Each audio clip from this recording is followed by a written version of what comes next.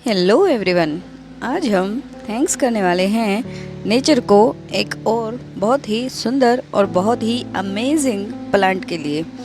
और क्या आपको पता है कि अगर ये प्लांट ना हो तो आपके बहुत सारे खिलौने शायद बन ही नहीं पाएंगे। सड़कों पर दौड़ती हुई गाड़ियां शायद रुक जाएं। स्कूल में इस्तेमाल होने वाला इरेज़र शायद आपको मार्केट में ना मिले। बरसात में पहने जाने वाले जूते और बिजली के तारों की सुरक्षा करने वाली चीज़ें भी शायद ना बन पाएँ। ये चीज़ शायद देखने में छोटी छोटी हैं, लेकिन हमारी डेली लाइफ में काफ़ी काम आती हैं और हमारी डेली लाइफ को आसान बनाती हैं। और इस छोटे से पौधे का नाम है रबर प्लांट, जिसे इंग्लिश में हीविया ब्रासिलिनेसिस कहते हैं। आज हम जानेंगे कि ये पेड़ कहाँ पाया जाता है, इससे रबड़ कैसे बनता है और रबड़ की प्रोसेसिंग कैसे होती है, और ये हमारी ज़िंदगी को कितना आसान बनाता है। चलिए स्टार्ट करते हैं। मंदिर के बाहर खड़ा एक विशाल पेड़। ये देखा था सिया ने जब वो गई थी सुबह सुबह मंदिर में। सिया अपने कज़न्स के साथ और अपनी बड़ी दीदी के साथ मंदिर गई हुई थी। मंदिर पहाड़ियों के पास था और उसके चारों तरफ बहुत सारे बड़े बड़े पेड़ लगे हुए थे। पक्षियों की आवाज़ें वातावरण को और भी सुंदर बना रही थी। तभी अचानक सिया की नज़र एक बहुत ही विशाल पेड़ पर पड़ी। उसकी पत्तियां बाकी पेड़ों से बहुत अलग थी, बहुत ही मोटी मोटी सी, चमकदार और हल्की लसीली सी।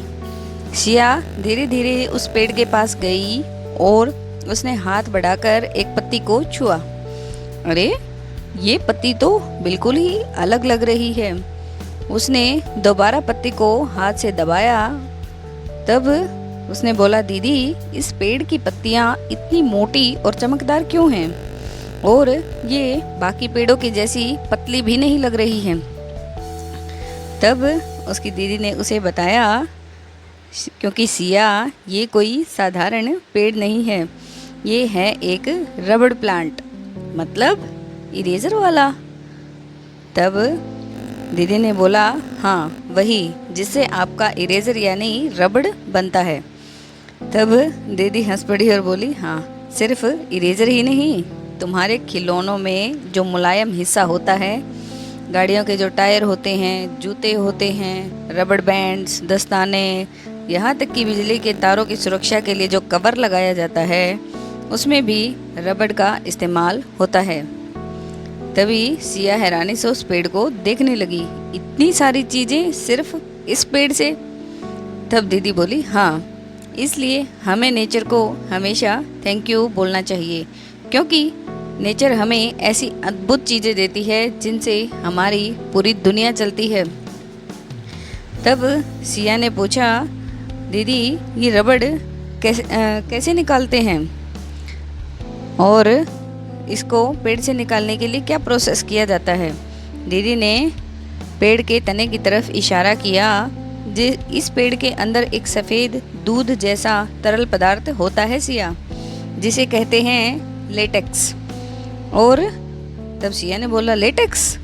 हाँ, किसान इसे निकालने के लिए पेड़ की छाल पर हल्का सा कट लगाते हैं सिया, और इसी प्रक्रिया को कहते हैं टैपिंग करना। कट लगाने के बाद सफ़ेद लेटेक्स धीरे धीरे बहकर नीचे लगे हुए कप में जमा होने लगता है। और तब सिया ने पूछा, लेकिन दीदी, पेड़ को दर्द नहीं होता? तब दीदी मुस्कुराई और बोली, अगर सही तरीके से टैपिंग की जाए तो पेड़ भी सुरक्षित रहता है। किसान बहुत ध्यान रखते हैं कि पेड़ को कोई नुकसान न पहुँचे।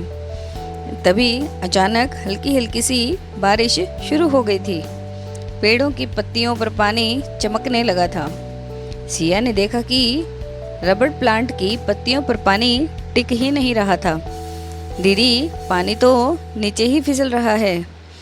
तब दीदी बोली, हाँ, इन पत्तियों की सतह बहुत खास होती है, इससे पानी जल्दी से नीचे गिर जाता है और पत्तियाँ खराब भी नहीं होती हैं।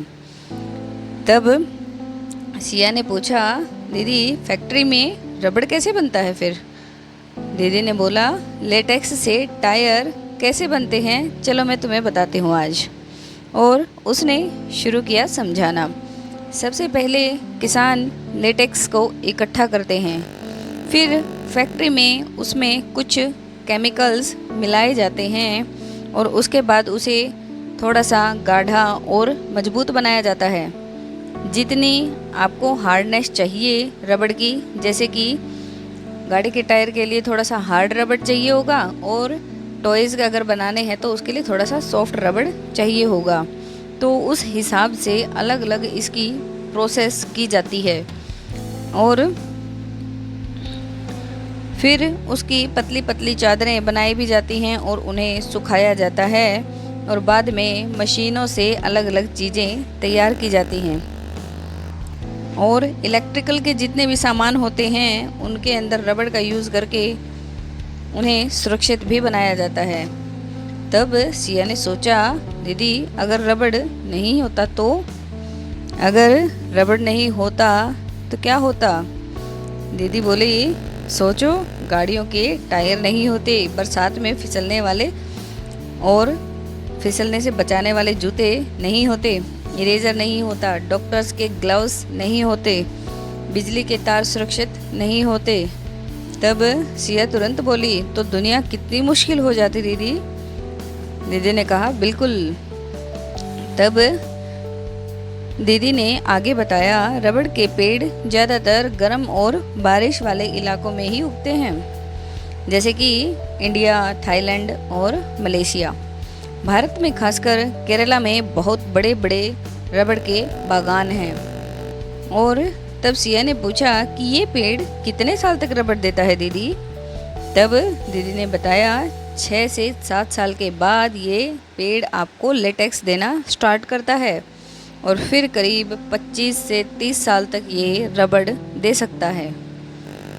वाह, सिया अब हैरान हो गई थी और मंदिर की घंटियां भी बजने लगी।